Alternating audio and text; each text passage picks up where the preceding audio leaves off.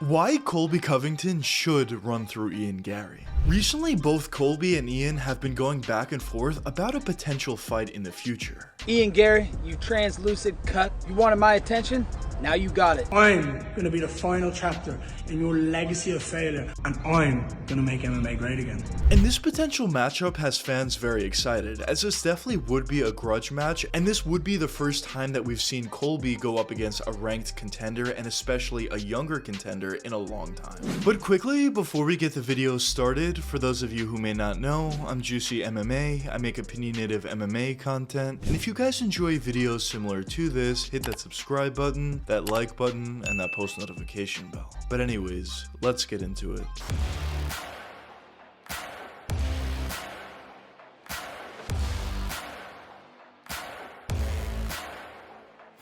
Ever since making it to the UFC, Ian Garry has been extremely impressive. Earlier on in his career, when he was going up against guys that maybe weren't necessarily the highest level of competition, Ian was putting up incredible performances against them, getting dominant decision victories, getting some TKO victories, and as the competition rose, Ian's game rose with it. As he was able to get a TKO victory over Daniel Rodriguez, he was able to get a dominant decision victory over Neil Magny, and most recently, he was able to get a split decision victory over Jeff Neal. But in my opinion, that Jeff Neal fight was pretty clear that Ian won it. But a question that some of you may be wondering at this point is, why has Ian Garry been able to be so successful so far? Well, in my opinion, it comes down to a couple factors, but the first factor obviously is a stand-up game. When you watch Ian fight out there, it's pretty clear that on the feet, this guy's extremely technical. In terms of his boxing, Ian does a really nice job at utilizing his jab, and really what the jab does for him is two separate things. A, to set up his own power shots, but B, to disrupt his opponent's momentum.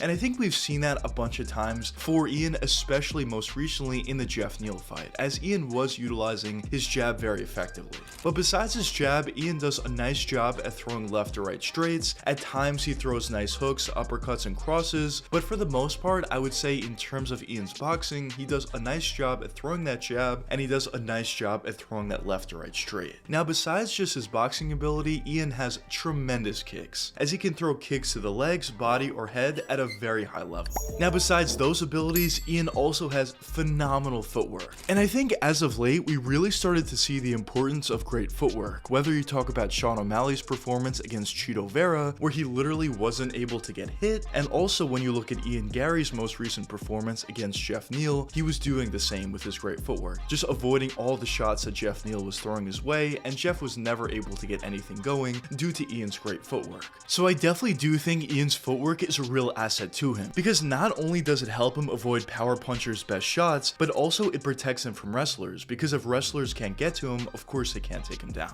Now, besides Ian's stand-up game, we haven't necessarily seen all that much from him, as we haven't seen his wrestling ability for the most part, we haven't seen his jiu-jitsu for the most part, although he is training with Charles Oliveira as of late, so you would expect that ability to improve, but we don't necessarily know at what level that currently is at this point, just based upon the fact that we just haven't seen it. But overall, when you look at Ian's game, it's pretty clear that this guy's a very talented striker out there, and he's able to win fights in a lot of different ways on the feet. But now, let's move on to Colby Covington. So the story of Colby Covington is definitely a very interesting one. At one point, he was one of the better welterweights in the entire division, giving Kamaru Usman two extremely difficult fights when at the time, nobody was even having competitive fights against Usman. But unfortunately for Colby, outside of those two performances, he hasn't necessarily got much. Of course, he did have that great performance back in the day against Robbie Lawler. Of course, he did have that great performance a little bit more recently against Jorge Masvidal, but besides those performances, we just haven't seen Colby all that much. And the last time we saw Colby was against Leon Edwards, and that performance was an absolute dud. So there definitely are some questions and concerns if this fight does happen with Colby and Ian, which Colby we're going to get out there. But regardless of that, it's pretty clear that Colby Covington has had a very successful UFC career, and he definitely has the skills to back it up.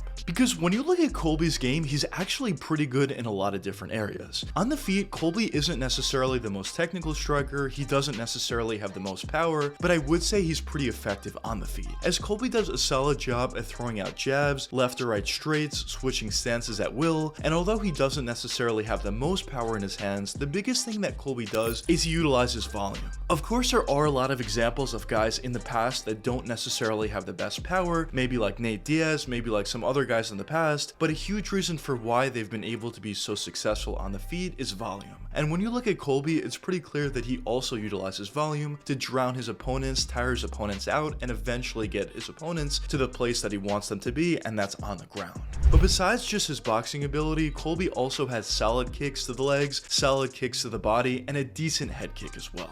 But obviously, although Colby does have skill on the feet, and I do think he is a pretty underrated boxer, at the end of the day, Colby's best asset is definitely his wrestling, and that's where he wants the fight to be, on the ground. But once Colby is able to take his opponents to the ground, he also does have a phenomenal ability to control them. As we specifically saw in that Jorge Masvidal fight, Colby was able to control Masvidal on the ground for really the entire 5 rounds. And once the fight does get to the ground, Colby does a phenomenal job at utilizing position over submission. If the submission is there, he can definitely go to it, like rear naked chokes or arm bars, but at the end of the day, Colby isn't going to rush anything, and if the submission isn't there, he's perfectly fine at staying on top and throwing some ground and pound strikes like that, and in my opinion, that's a huge reason for why he's been able to be so successful on the ground. So overall, when you look at Colby's game, a couple things jump out to me. A, his chin, B, his cardio, and C, his wrestling. Obviously, as I said before, his stand-up ability is pretty good, it's definitely underrated, but those 3 factors that I mentioned are definitely the best aspects of Colby's game. But now, let's get into this fight and go into my prediction for it. So I definitely do think this is a pretty interesting matchup, and there definitely are paths to victory for both of these guys. I think the path to victory for Ian Garry would be to utilize that great footwork, stay away from Colby, utilize some of those kicks to the legs like Leon was able to do very successfully, utilize his jab, utilize his left to right straight, switch stances constantly, and I think if Ian is able to do that, I do think he'll be able to grind his way to a decision victory and potentially even find a finish if he lands a big head kick or a big shot. But the path to victory for Colby Covington is the opposite. What Colby needs to do is pressure, pressure, pressure. If Colby's able to pressure Ian Garry up until the fence, I do think he's going to be able to be successful on a lot of the takedowns that he will attempt, and I think if Colby's able to get the fight to the ground, he's going to be able to grind his way to a decision victory by utilizing control time, by utilizing his ground and pound strikes, and by tiring out Ian Garry. But with that being said, if Colby fights Ian the same way that he fought Leon, he's going to lose. What Colby needs to do is pressure Ian, get Ian to the ground, and if he's able to do that, I do think he is going to be successful, and I do think he should win.